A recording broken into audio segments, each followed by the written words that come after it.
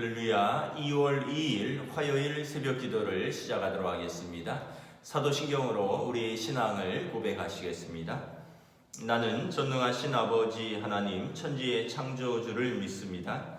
나는 그의 유일하신 아들 우리 주 예수 그리스도를 믿습니다.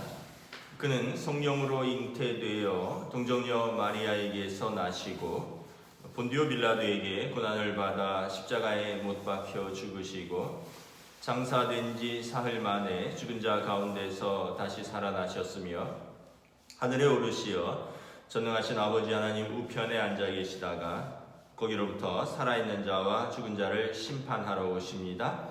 나는 성령을 믿으며 거룩한 공교회와 성도의 교제와 죄를 용서받는 것과 몸의 부활과 영생을 믿습니다. 아멘. 찬송가 380장 찬양하시겠습니다. 찬송가 380장입니다.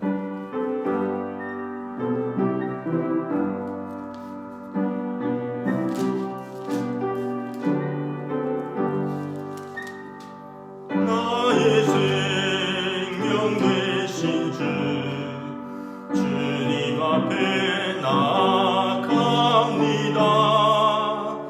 주의 흘린 보혈로 정케 하사 받아 주소서. 날마다 주를 찬송하겠네. 주의 사랑 줄로서 나를 굳게 잡아 매소서.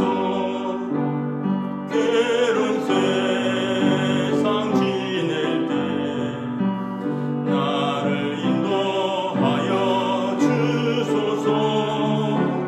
주를 믿고 나가며 나의 길을 잃지 않겠네. 날마다 주를 찬송하겠네.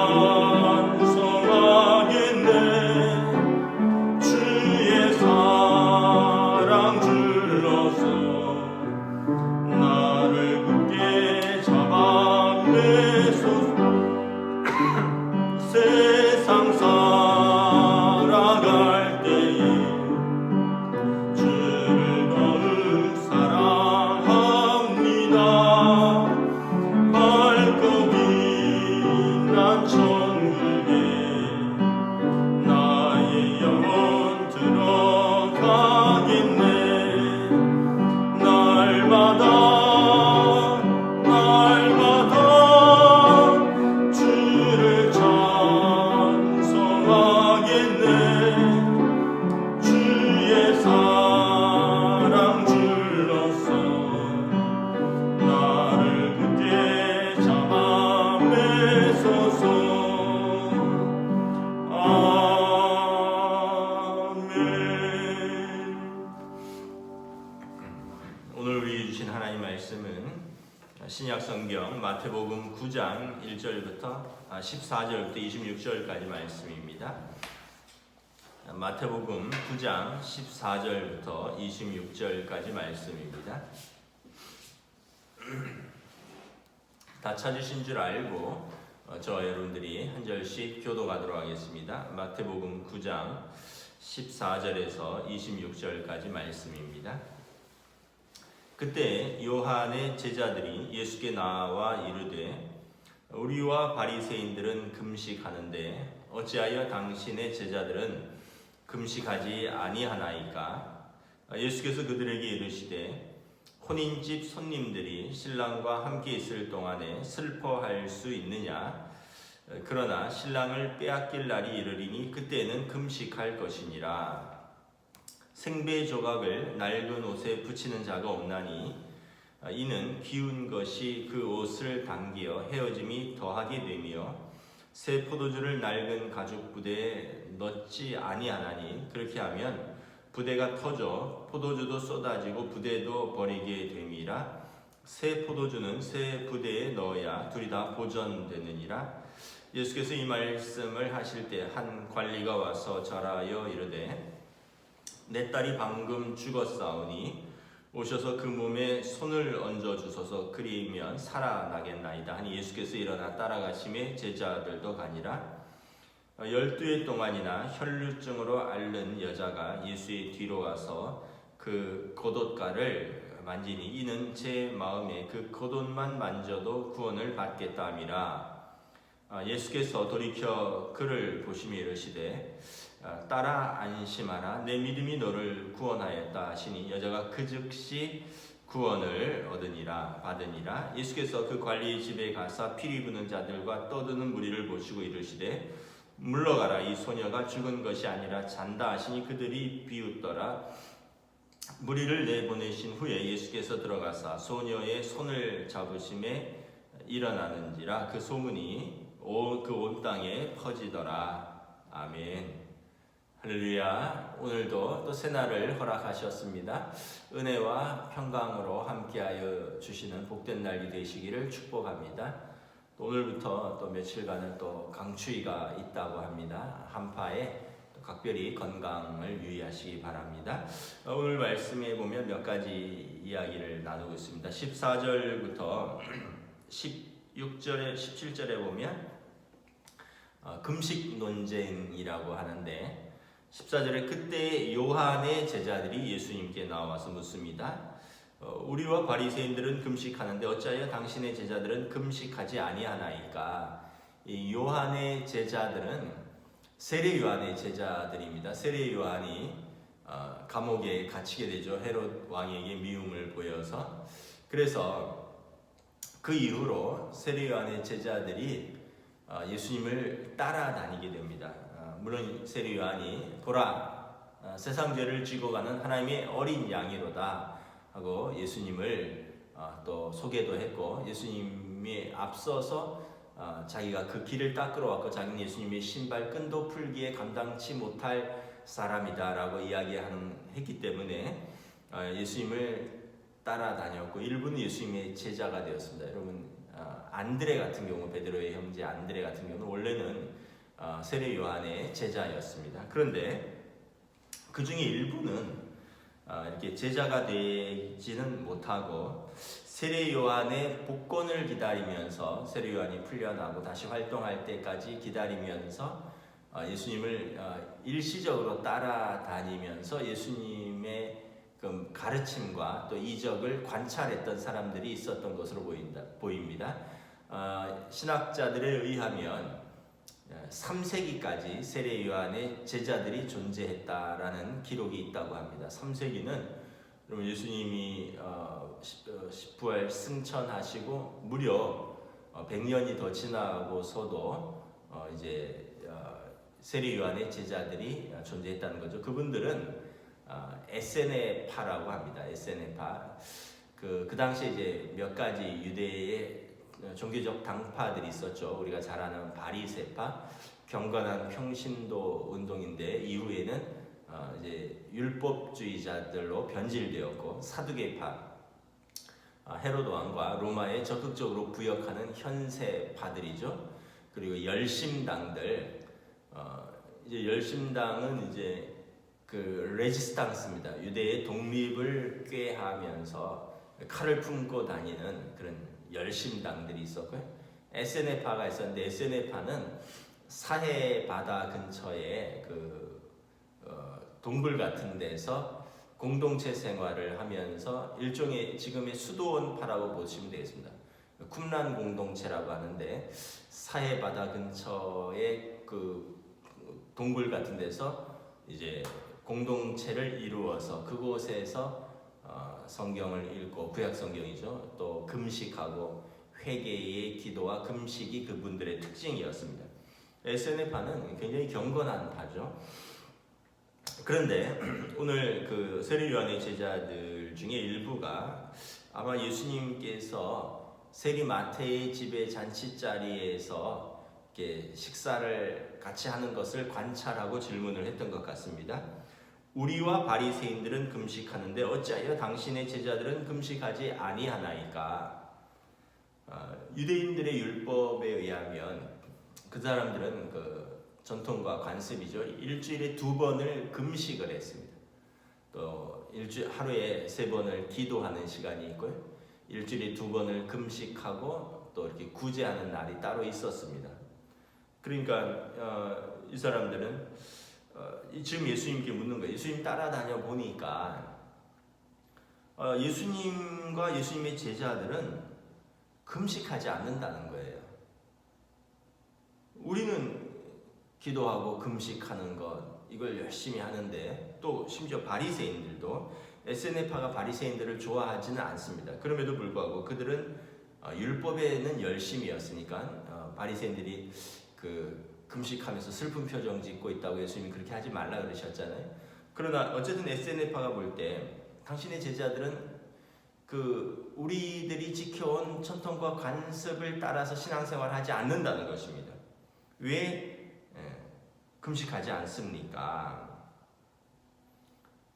그러니까 그들 역시 자기들만의 전통과 형식에 매여 있다는 것을 알 수 있죠. 예수님이 2가지 대답을 하십니다. 첫째는 15절에서 지금은 때가 아니라는 것입니다.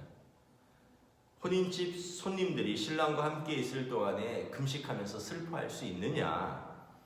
신랑을 빼앗길 날이 올 것이니 그때는 금식할 것이니라. 예수님이 당신을 신랑으로 비유하고 제자들, 예수님과 함께 있는 사람들은 손님들입니다. 유대의 혼인 잔치는 일주일간 벌어지는데 그때에는 그 일주일에 2번 있는 금식도 이제 허용이 됩니다. 먹어도 되는 것으로. 왜냐하면 아니 여러분 혼인집 잔치가 있어요. 예를 들어서 뭐 큰아들이 결혼을 하는데 오늘 목요일이니까 예를 들어서 금식하는 날이니까 오늘은 음식을 제공하지 않습니다. 그럼 혼인집 잔치에 온 사람들이 그 잔치가 아니라 여러분 갑자기 썰렁해지겠죠. 오늘은 왜 음식이 없냐? 오늘은 우리 전통에 따라 금식하는 날이기 때문에 음식을 제공하지 않는다고. 당신도 회개하고 금식하라고.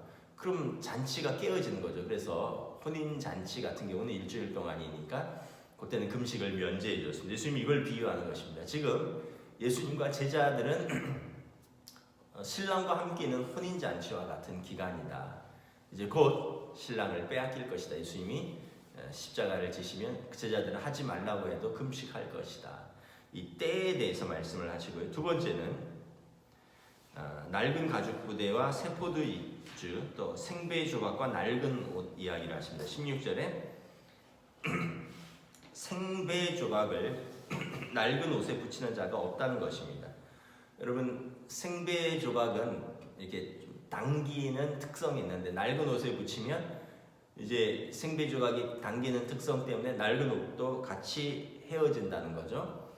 또 세포도주는 발효가 되죠. 발효가 된다는 것은 안에서 이제 가스가 부풀어 오르는 거죠. 그러면 새 가죽 부대에 담아야지 신축성이 있어서 늘어나고 담을 수 있는데 낡은 가죽 부대는 이미 다 신축성이 이제 떨어진 상태인데 거기에 세포들을 담으면 발효되면서 가스가 차면 낡은 가죽 부대가 터져 버리는 거죠. 그래서 낡은 가죽 부대도 못 쓰고 포도주도 버리게 되는 거죠. 이것은 뭐냐면 이 낡은 옷, 낡은 가죽 부대는 유대의 어떤 그 낡은 유대 종교를 말하는 것이고 새 포도주, 새 생배 조각은 예수님을 말씀하는 것입니다. 그들의 낡은 관습과 유대 종교가 예수님을 닮지 못하고 있다는 거죠. 그래서 그들의 그 어떤 종교적인 관습과 어떤 낡은 그런 생각으로 볼 때 예수님은 정결법을 어긴다는 거예요. 왜 손 씻지 않고 이렇게 음식을 먹느냐는 거죠. 왜 안식일에 병을 고치느냐는 거죠.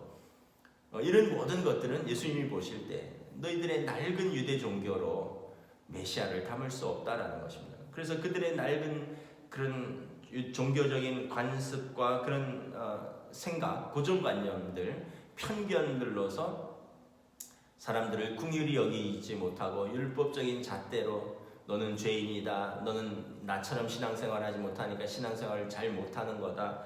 너는 왜 나는 이렇게 하는데 넌 이렇게 못하느냐. 너는 믿음이 없는 것 아니냐. 그래서 심지어는 예수님께도 나와서 당신과 당신 제자들은 왜 금식하지 않느냐라고 묻는 것이죠. 아마 세례 요한의 제자들이 바리새인들처럼 나쁜 의도로 한 것은 아닌 것 같습니다. 그러나 자기들의 생각과 자기들의 전통으로 볼 때 금식하지 않는 것에 대해서 질문을 했던 것이죠. 그 예수님이 거기에 대해서 지금은 때가 아니다라고 대답을 하셨고, 또한 너희들의 낡은 가죽 부대로 메시아의 새 포도주를 담을 수 없다. 너희도 새로워져야 한다라고 말씀을 하는 것입니다. 여러분, 우리도 그렇습니다. 우리 신앙생활을 하면서 내 고정관념, 또 내 어떤 내 신앙생활이 반드시 옳다, 그렇게 해서 왜 이렇게 안 하느냐라고 이렇게 판단하고 정죄하고 그러면 신앙생활이 좀 괴로워질 수가 있습니다. 본질이 아닌 것에 대해서는 여러분 이렇게 우리가 좀 다양성을 인정해 줄 필요 있고, 본질을 추구해야지 본질 아닌 것에 왜 이렇게 못하느냐라고 하는 것은 오늘 예수님 말씀처럼 낡은 가죽 부대에 새 포도주를 담지 못하는 것과 마찬가지인 것입니다. 예를 들어서 지금부터 한 30년 전만 해도, 30년은 훨씬 더 됐네요. 교회에서 뭐 기타 치고 이런 거 굉장히 불경스럽게 여겼습니다. 드럼은 뭐 말할 것도 없었죠. 기타도 못 치고, 뭐 저희 대학 다닐 때는 이제 기타 치고 그랬는데 드럼도 뭐 옛날에는 못 치고 오직 그 오르간만, 그러다가 이제 피아노, 또 그러다가 이제 기타, 그러다가 이제 드럼, 뭐 탬버린도 좀, 뭐 요즘 뭐 못 치는 악기가 없죠. 그런 것은 무엇이겠습니까? 그때는 되고 지금 안 된다, 또 그때는 안 되고 지금은 된다라는 것은 문화라는 거죠. 전통이라는 거죠. 관습이라는 것입니다. 그때도 안 되고 지금도 안 된다, 이것은 본질이겠죠. 그러면 그래서 여러분 한번 잘 생각을 해보셔야 됩니다. 나의 고정관념, 나의 편견으로 다른 이들을 힘들게 하는 것은 없는가? 진짜 예수님의 사랑을 우리가 제한하는 것은 없는가? 다른 사람들의 신앙을 내가 저울질하고 있지는 않은가라는 것입니다. 18절부터는 한 이야기 속에 두 가지 사건이 나오죠. 한 관리가 와서 절합니다. 내 딸이 방금 죽었다는 거죠. 그런데 오셔서 그 몸에 손을 얹어 주소서, 그러면 살아나겠나이다. 다른 복음서에 보면 야이로의 딸입니다. 야이로가 예수님께 와서 내 딸이 방금 죽었는데 오셔서 좀 손을 대셔서 좀 살려주십시오. 그러니까 예수님이 죽은 자도 살리는 권세가 있는 하나님의 아들이라는 것을 믿었다는 거죠. 예수님께서 가심에 제자들이 따라가는데 20절에 보면 12년 동안 혈루증으로 앓는 여자가 가만히 와서 예수님의 뒤에 옷자락을 만졌습니다. 그 여인도 예수님께서 내게 손을 얹고 기도하면 좋겠지만 그 유출병이 있는 거죠. 율법에 유출병이 있으면 부정한 자입니다.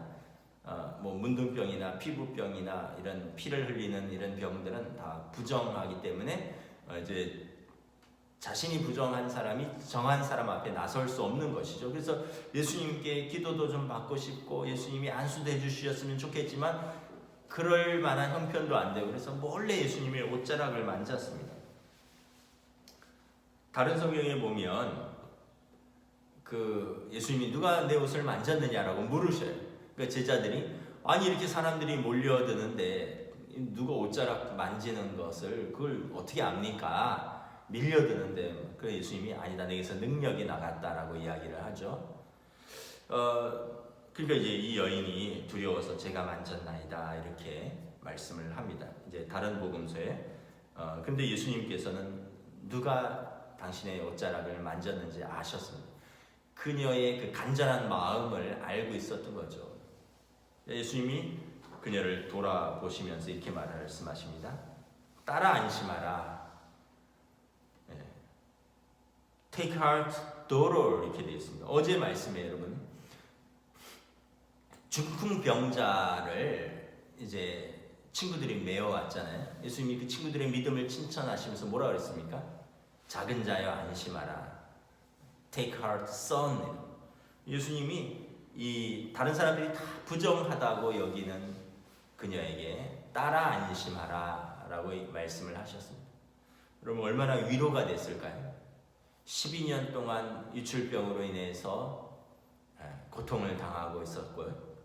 또 부정한 자라 찍혀서 어떤 공동체 모임이나 활동을 하지 못하고 있는 그런 자기의 지병 때문에 본인도 고통을 당하고 있을 뿐만 아니라 사회적인 관계도 잘 해결되지 않고 늘 부정한 자라는 그런 죄책감 또는 이런 무거운 짐으로 살고 있는 여자가 예수님의 옷자락을 뒤에 가서 몰래 만졌는데 예수님이 그녀를 돌아보시면서 따라 안심하라 말씀을 하신 것입니다.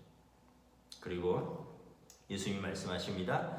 내 믿음이 너를 구원하였노라. 너에게 구원받을 만한 믿음이 있다는 것입니다. 그 여자가 즉시 구원을 받으니라. 병이 나을 뿐만 아니라 그 믿음으로 구원도 선물로 주셨습니다. 여러분, 우리가 무슨 문제든지 상관이 없습니다. 사람들이 생각할 때 그렇게 큰 문제, 그렇게 큰 죄, 아니면 뭐 이런 어떠한 것도 상관이 없습니다. 저와 여러분들이 어떠한 문제든지 또는 어떠한 죄짐이든지 가지고 예수님께 나와서 겸손히 엎드리면 예수님께서 저와 여러분들을 아들아, 딸아, 안심하라 라고 불러주실 것입니다. 여러분, 주님이 주님 앞에 나온 자를 내치는 적이 없습니다. 물론 이제 아주 불순한 의도를 가지고 온 바리새인들은 책망하셨지만 여러분, 중풍병자도 그렇고요, 오늘 야이로의 딸도 그렇고요, 오늘 그 여인도 그렇고 예수님은 당신에게 긍휼과 은혜를 얻기 위하여 믿음으로 나온 사람을 한 번도 내친 적이 없으십니다. 기도해 주셨고 손을 대어 만져 주셨고 오늘도 찾아가 주시고 그러시는 거죠. 여러분들의 삶의 자리에서 늘 주님 앞에 나아가시기를 축복합니다. 주님께서 딸아 안심하라, 아들아 안심하라, 내게 믿음이 있구나, 내가 너와 함께 하겠다, 내가 너를 구원하겠다 약속하여 주실 줄 믿습니다. 그래서 이제 23절에 보면 그 야이로의 집에 도착을 했습니다. 도착을 했더니 죽어서 곡을 하는 사람들이 있는 거예요. 피리 부는 자들과 떠드는 무리들. 우리도 예전에는 그 장례, 동네에 장례가 있고 하면 곡을 했잖아요. 뭐 가족들이 곡을 하기도 했고 또 뭐 며칠씩 장례가 이어지니까 아마 곡을 하는 사람을 돈 주고 사서 하기도 하고 뭐 지금 애곡하는 무리들이 집에 가득 차 있는 겁니다. 예수님께서 24절에 일어나라, 이르시되 물러가라, 이 소녀가 죽은 것이 아니라 잔다 하시니. 성경은 여러분 육신의 죽음을 자는 것에 비유합니다. 부활을 염두에 두시는 것입니다. 여러분, 우리는 두 번의 죽음이 있습니다. 육신의 장막이 허물어지는 죽음이 있고 요한계시록에 보면 영원한 심판이 있죠. 그때 영원한 생명으로 갈 것이냐 영원한 사망으로 갈 것이냐, 이것이 둘째 사망입니다. 그 전에 육신의 허물어짐은 자는 것입니다. 특별히 믿음으로 육신의 장막이 허물어지는 자는 우리의 잠에서 깨어 주님의 부활에 동참할 것입니다. 사람들이 비웃죠. 사람들은 예수님을 누구신지도 알지 못했고 또 부활도 믿지 못했기 때문에 그렇습니다.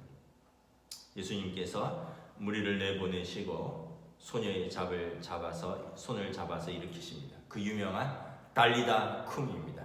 소녀야 일어나라, 달리다 쿰. 그리고 그 소녀가 일어나고 그 소문이 온 땅에 퍼지는 것입니다. 예수님께서 사망 권세를 주관하시는 자, 모든 질병을 고치시고 모든 악한 것을 내쫓으시고 어둠과 사망이 물러가는 것, 예수님께서 죽음을 이기시는, 그래서 예수님께서 메시아의 되심을 온 세상에 밝히 보여주시는 것입니다. 옛날에는 달리다군 찬양 많이 했는데 그 또 뭐 찬양도 흐름이 있다 보니까 예전에 참 달리다군 소녀야 일어나.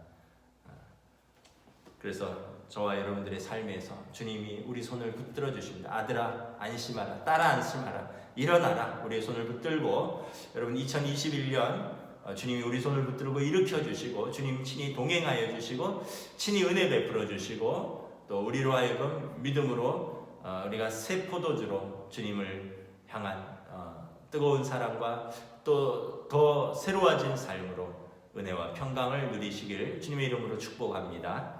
아멘. 기도하겠습니다. 주님의 은혜를 감사합니다. 오늘 요한의 제자들의 금식 논쟁에 대해서 주님께서 너희들은 때를 구별하지 못하는구나. 너희들은 여전히 낡은 가죽 부대로 새 포도주를 담으려 하는구나. 그들의 무지와 또 그들의 관습에 매인 신앙생활에 대해서 예수님이 책망하셨습니다. 오늘 우리에게도 우리가 참으로 전통을 존중하되 본질이 아닌 것이라면 우리가 기꺼이 포기할 줄도 알고, 본질이라면 목숨을 걸고 지킬 수도 있어야 하는데, 우리가 과연 신앙의 본질이 무엇인가, 예수 믿는 것의 정체성이 무엇인가, 내가 믿는 방식이 옳고 다른 사람이 틀린 것이 아니라 주님 안에서 의와 인과 신을 지키는 것, 공의롭고 정의롭고 사랑이 넘치고 믿음으로 살아가는 것, 하나님 앞에서의 그 올바른 신앙생활에 대해서 다시 한번 돌아볼 수 있기를 원합니다. 또한 작은 믿음도 외면하지 않으시고, 어떤 부정한 것도, 어떤 질병도, 어떤 문제도 주님 앞에 나오면 아들아 안심하라, 딸아 안심하라 말씀하시며 우리를 만지시고 또 믿음을 칭찬하시며 고쳐주시는 예수님, 죽은 소녀를 일으키시는, 소녀야 일어나라, 그 손을 잡아 일으키시는, 죽음과 어둠의 모든 권세를 승리하시는 예수님을 우리가 믿으니, 또한 그 믿음으로 오늘 우리의 삶의 자리에서 우리가 용서받고 치유받고 회복되고 담대히 주님과 함께 일어나 2021년도 승리할 수 있는 한 해가 될 수 있도록 주여 인도하여 주시고, 주님 친히 우리 손을 붙들고 동행하여 주시옵소서. 감사를 드리오며 우리 주 예수 그리스도 이름으로 기도드리옵나이다. 아멘. 하늘에 계신 우리 아버지의 이름을 거룩하게 하시며 아버지의 나라가 오게 하시며 아버지의 뜻이 하늘에서와 같이 땅에서도 이루어지게 하소서. 오늘 우리 일용할 양식을 주시고 우리가 우리에게 잘못한 사람을 용서하여 준 것 같이 우리 죄를 용서하여 주시고 우리를 시험에 빠지지 않게 하시고 악에서 구하소서. 나라와 권능과 영광이 영원히 아버지의 것입니다. 아멘.